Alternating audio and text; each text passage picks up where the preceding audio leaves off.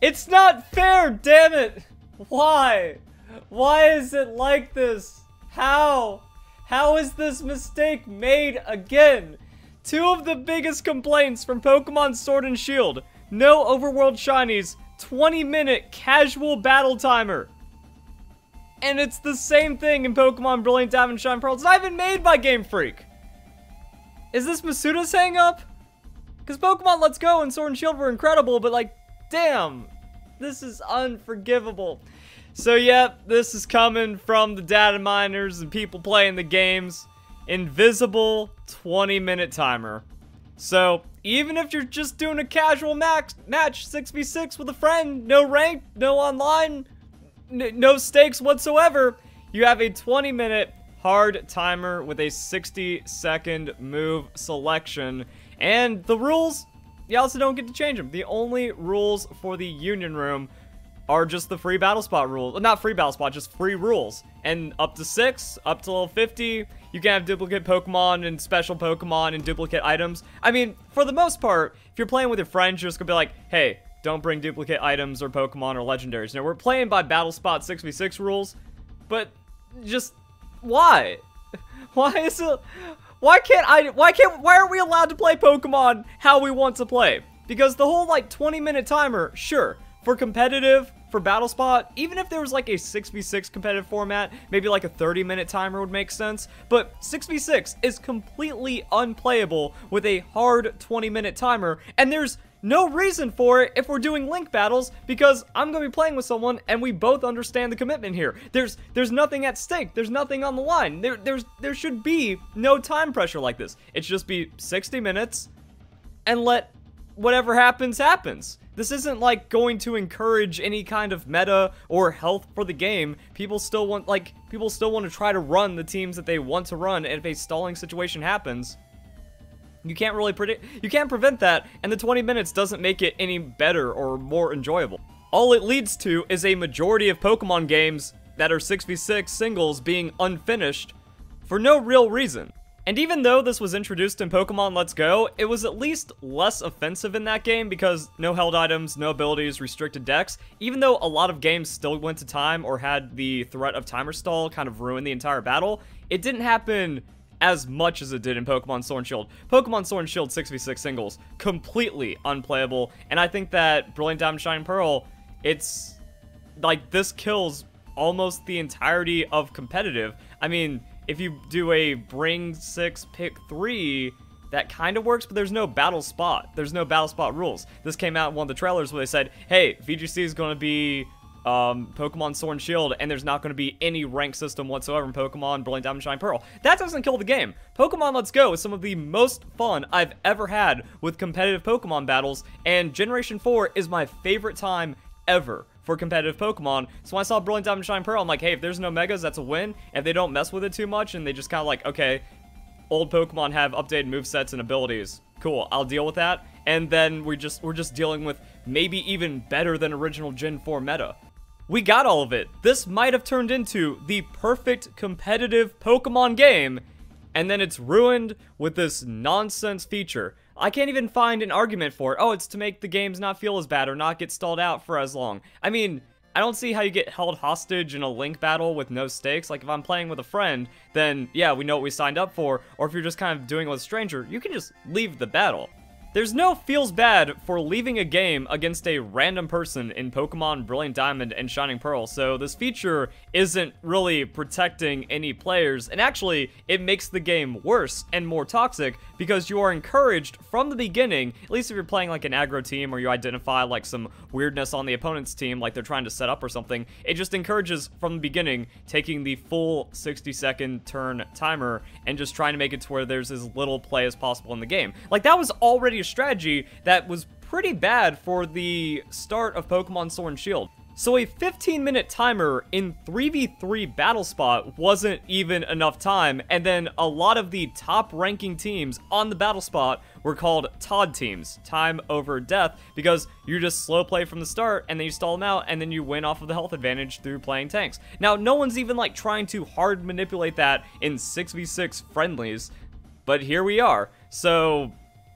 yeah, like, people can just abuse that, and then they can make the same kind of team, and then just kind of make it to where every battle goes to time. But it's not even like stalling or tanky teams. Just the average battle will go to time. You switch a few too many times, you don't have like a like if you don't set up 4 dragon dances or, you know, swords dance agility or something, and then immediately roll over the opponent's entire team, the battle's going to take longer than 20 minutes. Also, I don't know why competitive players aren't allowed to have fun. Where is the fully customizable rule set? It would just be a couple of parameters. You just have a list of things. You go boom, boom, boom, this, throw it out into the world, done. GG, easy. But no, we don't even have that. So it's like, this is unnecessarily restricted. There's no point. What's the point of having like breeding and the battle tower and all the post game for getting competitive Pokemon and the training and the EVs and the level 100 Pokemon and the underground spawns? What's the point if you're restricted in how you can battle and you're not even encouraged to battle competitively? Or even casually. This doesn't even work on a casual level. If 2 friends have no idea how to play the game and like barely understand EV training, they just go 6v6, that's even worse. Because then you're like playing unoptimized, so even then the battles are going to take longer and not be as clean. So like, this doesn't work for anyone. This helps absolutely no one, and it was a huge complaint in Pokemon Let's Go, and an even bigger complaint in Pokemon Sword and Shield, and here it is. It would take almost no work or effort to disable, and it wasn't a part of the 1.1 patch. The 1.1 patch actually enabled the Union Room, which is why we're finding out about it now. And yeah, I'm just sitting like, I don't know why. Why not have this be the freeform game where it's like, yeah, man, just get your competitive Pokemon however you want or do whatever you want, then go into the Union Room and just like have fun right now, because all the crazy stuff's in Pokemon Sword and Shield, and Legends Arceus is coming out in 2.5 months anyways after the game comes out. So yeah, just play Pokemon, you know, do what you want to do. No, they don't let that happen. So I don't know who, how, or why. And I haven't seen anyone mention anything about battle replays. Like, you should be able to test it by going into the battle tower, getting a certain win streak, and then it'll ask to save. Or even on like a loss, you can save your battle replay. Or you just open up the verse recorder, you go through the options, and there should be something at least about codes.